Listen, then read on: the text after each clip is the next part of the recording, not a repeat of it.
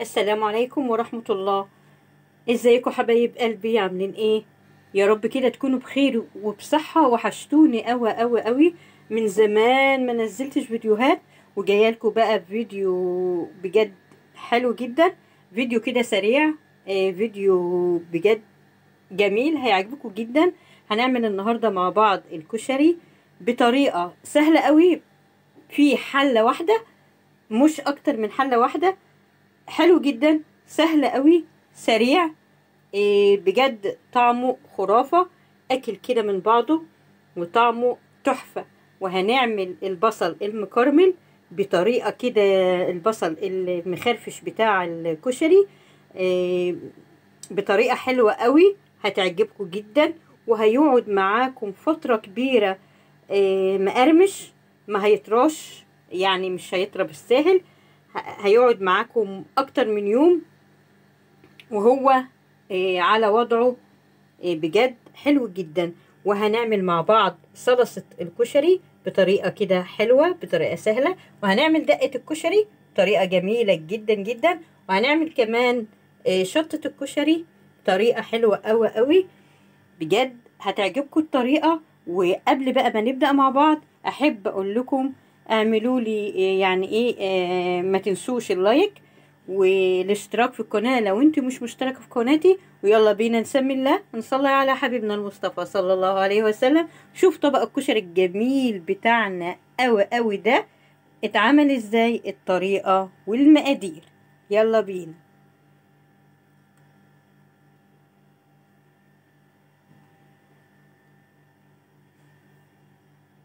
هنسمي الله ونصلي على حبيبنا المصطفى صلى الله عليه وسلم. ومبدئيا كده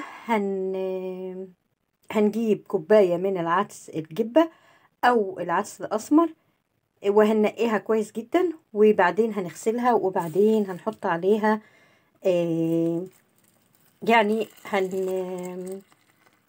هنحط عليها مية من المية المغلية، مية سخنة مغلية اهي. تمام. وهنسيبها حوالي ساعة أو ساعتين أو 3 حسب ما انتي هتعملي العدس بتاعك، يعني هتسيبيه من قبلها بفترة يعني. تمام. وبعد ما نقعنا العدس اللي بجبة حوالي ساعة أو ساعتين، حسب ما انت هتنقعيه. احنا جبنا 4 بصلات كبار وقطعناهم زي ما انتوا شايفين بالشكل ده، رفيع جدا. يعني سواء بقى بصل احمر سواء بصل ابيض، مفيش اي مشكله خالص، اللي متوفر عندك هتعمليه.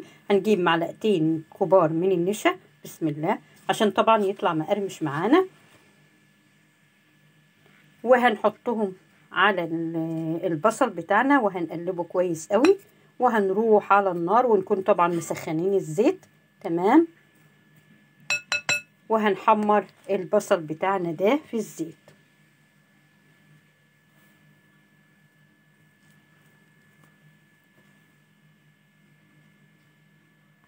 على البوتاجاز بتاعنا وحطينا طاسة فيها طبعا شوية زيت كده حلوين، يعني ايه ما تقللوش الزيت. بسم الله. وهنحط بقى ايه شوية بشوية من البصل علشان يتحمر معانا. عايزين البصل كده لونه ذهبي كده وحلو. تمام كده. يعني مش هنحط كل كمية البصل، يعني هنحطه على مراحل كده علشان يتحمر معانا كويس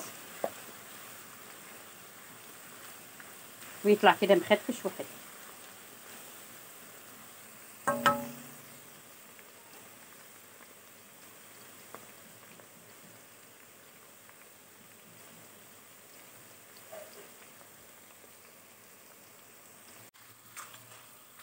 بدأ البصل يصفر معانا اهو، عايزين لون كده فاتح حلو. تمام. سامعين الخرفشه اهو، خرفشه البصل من طبعا النشا اللي احنا حطيناه. تمام. وهنخرج بقى البصل بتاعنا ده من الزيت وهنحط غيره. هنفرده بس لغايه ما يبرد، عشان طبعا ما نجيبوش على بعضه عشان يحتفظ بايه بالخرفشه بتاعته والقرمشه بتاعته.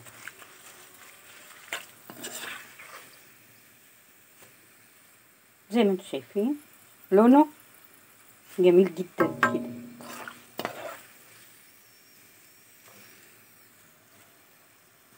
نبدأ نصفيه من الزيت خالص وبعدين نفرده.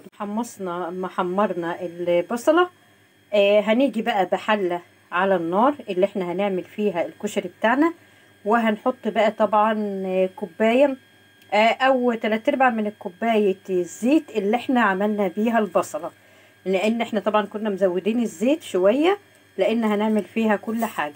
وهنيجي هنا بنص كوباية من الشعرية او 3/4 من كوباية الشعرية اهي، وهنبدأ نحمصها في الزيت. بسم الله.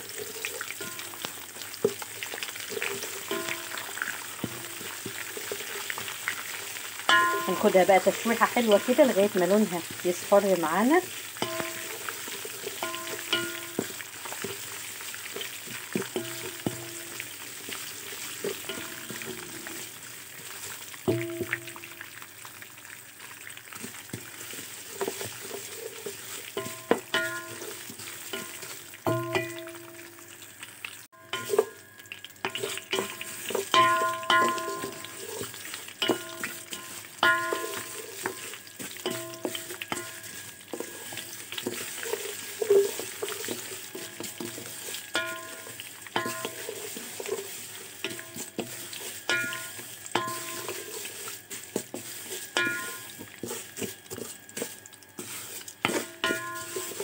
بدأت الشعرية تتحمص معانا اهي وتاخد لون ذهبي زي ما انتم شايفين كده. هنبدأ بقى نحط الرز. طبعا احنا غسلنا الرز وصفناه كويس جدا من المية.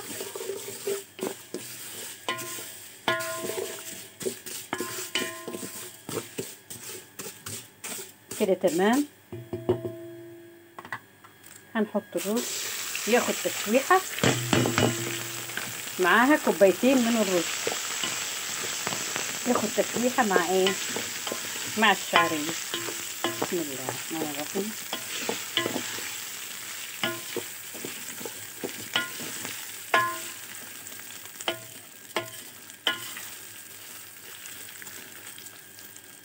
كل حاجة لازم تاخد تشويحة كده عشان ايه؟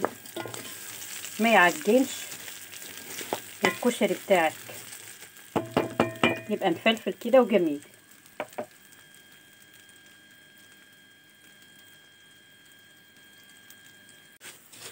وبعد ما خدنا كده الرز تشويحه حلوه كده لغايه ما خرفش معانا، هنبدا بقى ايه؟ هنحط العدس. بسم الله الرحمن الرحيم. طبعا العدس ده المنقوع وغسلناه كويس بعد النقع. تمام. وبرده هناخده تشويحه، يعني احنا هناخد كل حاجه تشويحه مع بعضها. بسم الله الرحمن الرحيم. بس عشان ايه؟ يتشرب مع الزيت كده ويطلع مفلفل وحلو.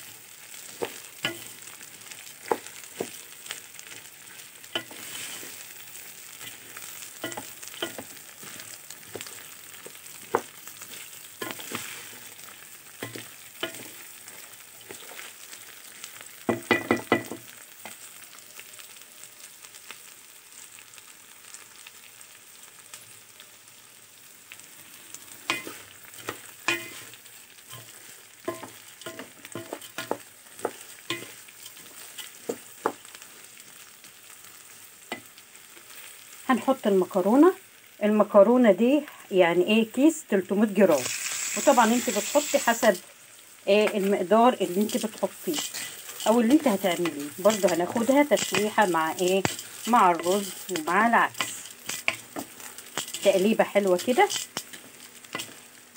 تمام كده.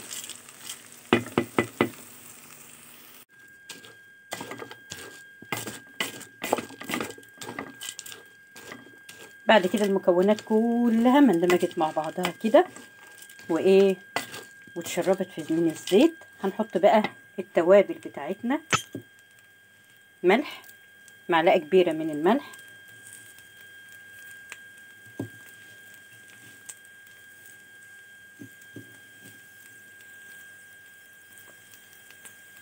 معلقه صغيره من الكمون،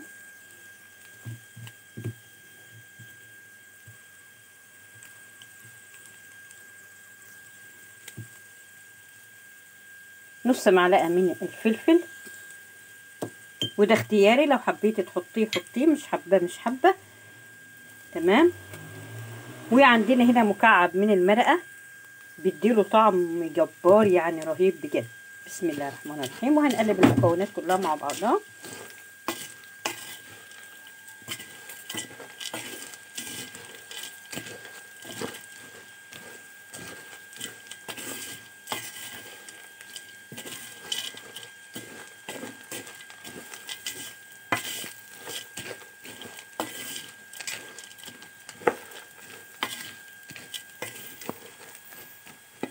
هنيجي بقى للمكرونه الاسباجيتي، او هنجيب عندنا هنا حوالي 200 جرام من المكرونه الاسباجيتي، احنا مقطعينها 3، يعني انا قطعتها 3، ممكن انت تقطعها 2 حسب اللي انت يعني ايه، حسب الشيء اللي انت عايزاه. هنحطها كده بسم الله، يعني ايه ما هنحطهاش على فوق بعضها بالطريقه دي عشان ما تعجنش منك. بسم الله الرحمن الرحيم.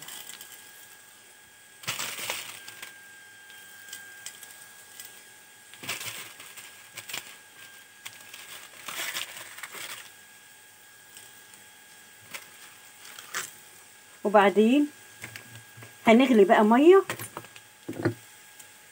وهنحط بسم الله الميه المغليه دي لغايه ما ايه يعني ايه ما تغطيلي المكونات بتاعتي دي كلها بالشكل ده.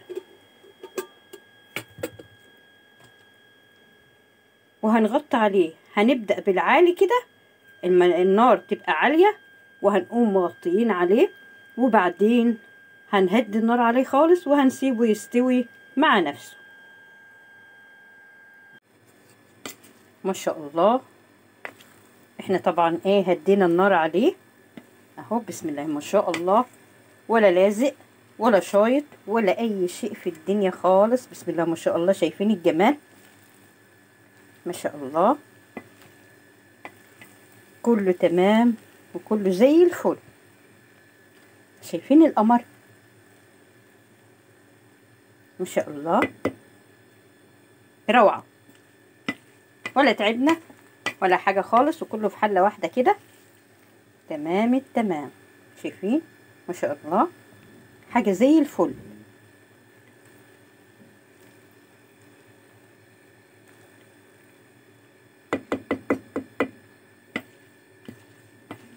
هنسيبه بس لما يردوا شوية صغيرين، وهنبدأ بقى نعمل الصلصة بتاعة الكشري الجميل بتاعنا ده، تحفة.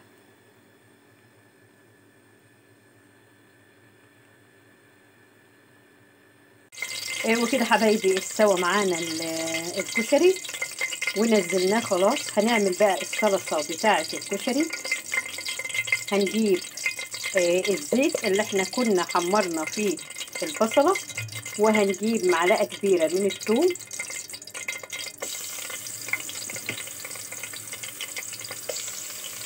وهنحمرها كده في الزيت. بسم الله.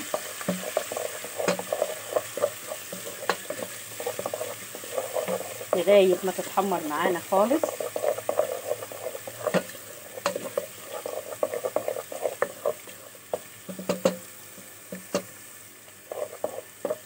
يعني تصفر كده.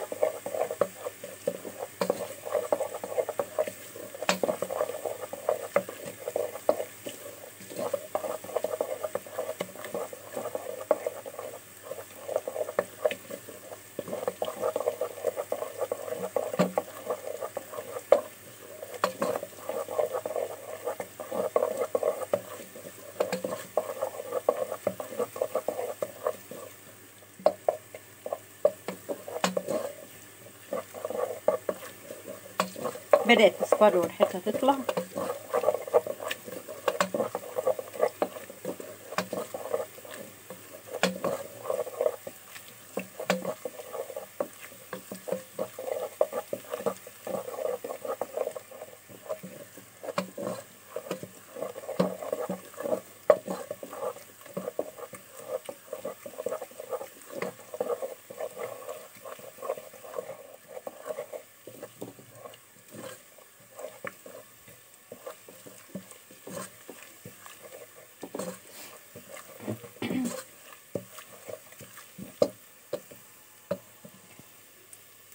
هنحط معلقة من البابريكا،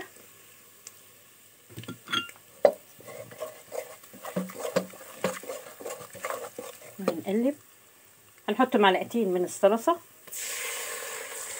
اللي هي معجون الطماطم، ونقلب لغاية ما تتحمص كده في الزيت. وبعدين هنحط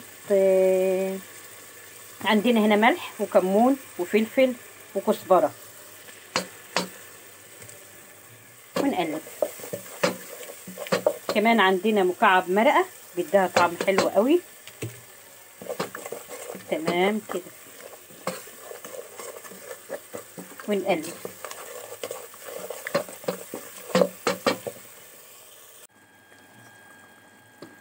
كده صلصة الكشري بتاعتنا جهزت اهي معانا. هننزل عليها بنص كوباية من الخل، وكده هناخد لها تقليبة كده بس، وكده الصلصة بتاعتنا جهزت. هننزلها ونعمل الدقة بتاعتنا.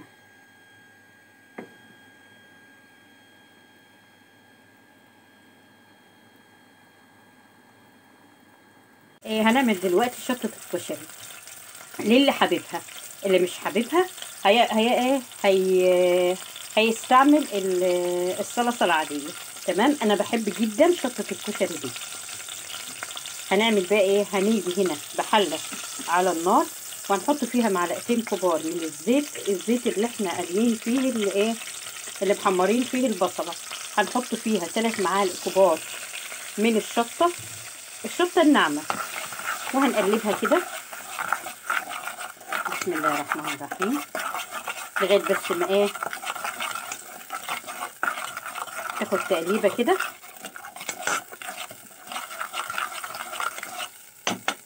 وبعدين هنضيف عليها نص كوباية او كوباية من الصلصة اللي احنا عاملينها، بس كده. وكده يبقى معانا شطة الكشري جاهزة. تمام، بس كده.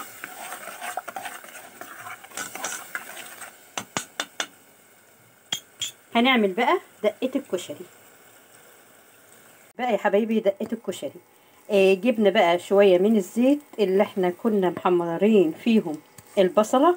تمام، وهنحط معلقة كبيرة من الثوم المفروم. تمام، وقبل ما ياخد اللون كده بتاعه، احنا مش عايزينه ياخد لون ذهبي ولا لون غامق ولا حاجة، يا دوبك بس كده يعني ريحته تطلع كده شوية. هنحط بقى التوابل. عندنا كزبرة، معلقة من الكزبرة، معلقة من الكمون، وربع معلقة من الفلفل، وهنحطهم مع شوية ملح صغيرين خالص، وهنحمص التوابل دي.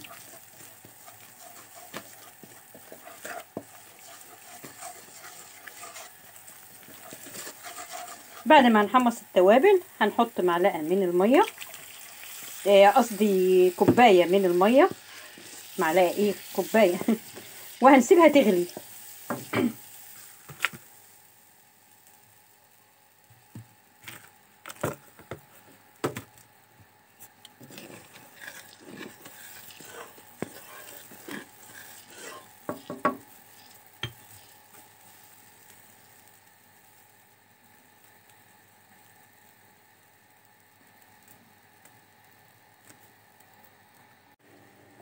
كده الدقة بتاعتنا غليت اهي.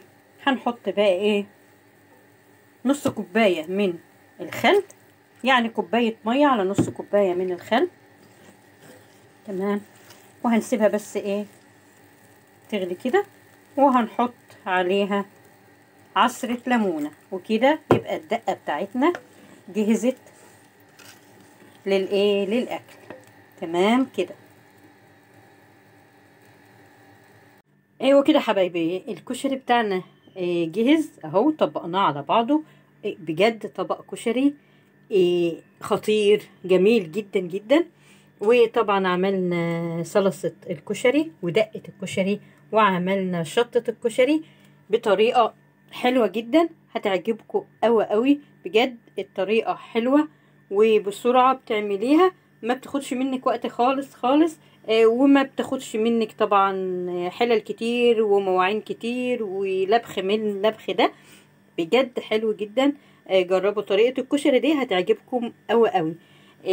يا رب كده الفيديو يكون عجبكم. وان عجبكم الفيديو ما تنسونيش في الاشتراك في القناة وتفعيل زر الجرس علشان يوصلكم مني كل الفيديوهات اللي انا بنزلها. وان شاء الله نتقابل في فيديوهات جاية كتير، واقول لكم السلام عليكم ورحمة الله وبركاته.